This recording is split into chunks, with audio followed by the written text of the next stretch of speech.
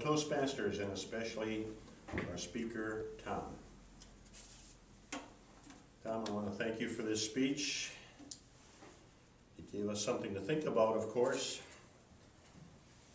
And the reason we gave it some thought, there were probably a few reasons we gave it some thought.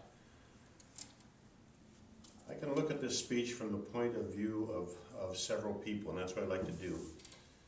One of the people who I would like to look at this speech from the point of view of is one of the world-class speakers, Craig Valentine, and I sent you a tip that said, in a speech you want to give a big promise.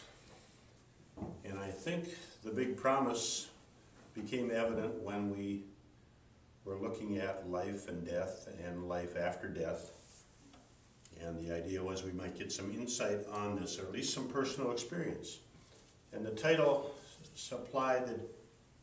implied you don't have to take this seriously. It can just be a coincidence. As Scrooge said, you know, are you really a ghost, or are you a hunk of cheese or meat? So it was a modest approach that you used, Tom.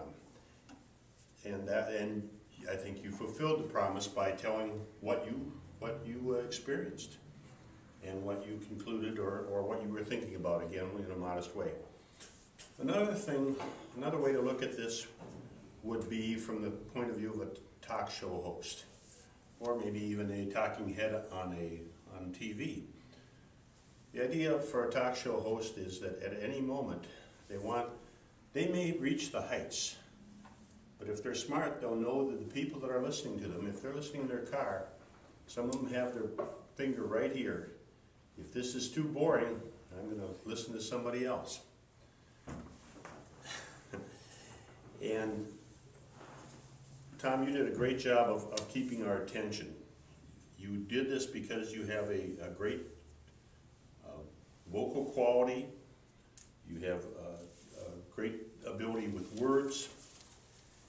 And you're from the beginning, there was some suspense when you were saying that this topic is pretty important. You might want to pay attention.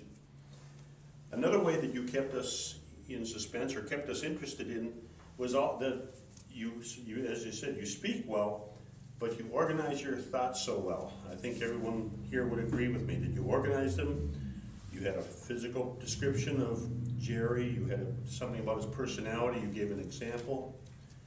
And then when you returned to talk about him later, you had a callback a couple of times to his niece slapping his knee. The final thing is, I had a minister say, you want to give the sermon that someone else would give if they were a minister. And I think what you did is approach this from, here's something, why didn't you think about it? You could have asked us to think about it more, but it was a great, mostly wonderful. Thanks.